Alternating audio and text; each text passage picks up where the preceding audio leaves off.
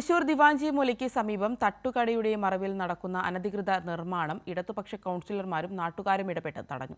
സംഭവം അറിഞ്ഞ് സ്ഥലത്തെത്തിയ കോർപ്പറേഷൻ അസിസ്റ്റന്റ് എഞ്ചിനീയർ നിർമ്മാണം നിർത്തിവെക്കാൻ നോട്ടീസ് നൽകി. ദിവാഞ്ചി മൂലയിൽ റെയിൽവേ സ്റ്റേഷൻ കവാടത്തിനു സമീപം പുറമ്പോക്ക് ഭൂമിയിൽ പ്രവർത്തിച്ചുവരുന്ന റഹാത്ത് ഫാസ്റ്റ് ഫുഡ് എന്ന സ്ഥാപനത്തിനോട് ചേർന്നാണ് പുതിയ നിർമ്മാണം നടക്കുന്നത്. സമീപത്തെ പുറമ്പോക്കിലുള്ള 3 വീടുകൾ വാങ്ങിയാണ് കടയുടമ നിർമ്മാണം ആരംഭിച്ചത്. ഏറെ തിരക്കുള്ള ദിവാഞ്ചി മൂലയിലാണ് ഇത്തരത്തിൽ റോഡ് കയ്യേറി പുതിയ നിർമ്മാണം നടക്കുന്നതെന്നും കോർപ്പറേഷൻ ഭരണസമിതി ഇതിന് ഒത്താശ ചെയ്യുകയാണെന്നും കോർപ്പറേഷൻ പ്രതിപക്ഷ നേതാവ് TR ഹിരൺ പറഞ്ഞു. പുറകിലുള്ള കെട്ടിടം എന്ന് പറയുന്നത് 3 വീടുകളായിരുന്നു. ആ 3 വീടുകൾ ഒരാൾ പുറമ്പോക്ക് ഭൂമി വിലയ്ക്ക് വാങ്ങുകയും അതൊരു ഹോട്ടലാക്കിയിട്ടുള്ള നിർമ്മാണമാണ് നടന്നുകൊണ്ടിരിക്കുന്നത്. ഈ നിർമ്മാണത്തിന്റെ ഭാഗമായിട്ട് ഇവിടെ തൊട്ടടുത്തുള്ള വീടുകളിലേക്ക് അഴുക്കുവെള്ളം അടക്കപ്പോൾ പോകുന്ന അവസ്ഥയാണുള്ളത്.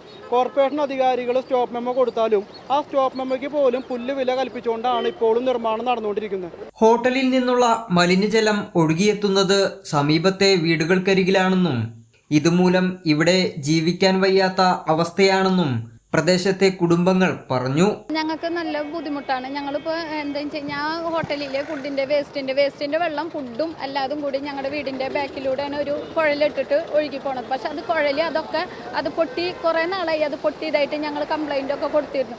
പക്ഷെ ആരും ഇതിനെ ചൊല്ലിയിട്ട് ഒരു കംപ്ലൈൻറ്റ് എടുത്തിട്ടില്ല. ഞങ്ങൾ കോർപ്പറേഷനിലും എല്ലായിടത്തും കൊടുത്തത്.